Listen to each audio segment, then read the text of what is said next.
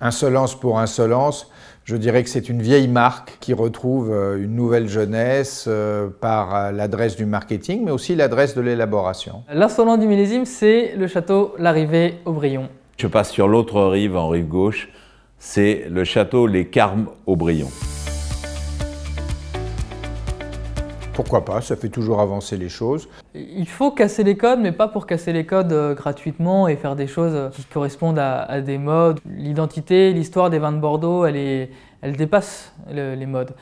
En tout cas, il faut faire bouger le vignoble. Moi, j'ai commencé dans un univers où les gens ne se posaient pas de questions dans le vin. C'était très ennuyeux et c'était très décevant. Grâce à des gens qui ont cassé les codes, le vin est devenu ce qu'il est aujourd'hui. C'était un univers très excitant. En créant une mode de consommation, il est évident que la mode des rosés de Provence a influencé le goût du public. Et voilà un rosé de Bordeaux qui, sans renier les cépages bordelais, arrive à un type de finesse et à une présentation qui peut rappeler celle des grands rosés de Provence.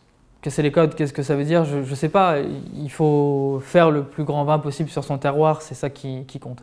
Il peut casser les codes de plusieurs façons, sur le plan technique, sur le plan du terroir, et dans son comportement, dans son allure, dans son invention, dans sa créativité, que ça aille du chai jusqu'à même le format des bouteilles. Je vais vous faire une confidence, je n'arrive jamais à me souvenir d'une blague. Même celle du fou qui repeint son plafond, où on enlève l'échelle, je serais incapable de la dire. Les Carmes Aubryon, c'est une très vieille propriété bordelaise. Cette propriété, elle a une caractéristique, c'est qu'elle est en pleine agglomération bordelaise et on est au milieu de la vigne, ce qui fait que c'est une propriété où la vigne mûrit plus tôt parce qu'il y fait plus chaud qu'au milieu de la campagne girondine. Il y a beaucoup d'inventivité, beaucoup de création, beaucoup de liberté et ça donne un vin qui est passionnant chaque année. D'abord, il est très réussi et c'est sa réussite qui est un petit peu insolente. 80% de Cabernet Sauvignon et 20% de Cabernet Franc, donc c'est un 100% Cabernet. Cette propriété, elle est attachante pour son histoire, pour sa situation, pour l'équipe qui s'en occupe. C'est un vin qui se réinvente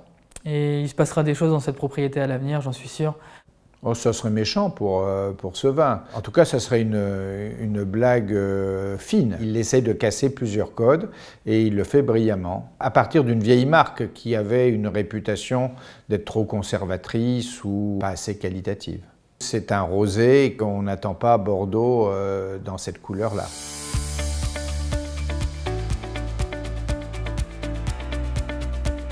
Parler pour ne rien dire et ne rien dire pour parler sont les deux principes rigoureux de ceux qui feraient mieux de la fermer avant de l'ouvrir.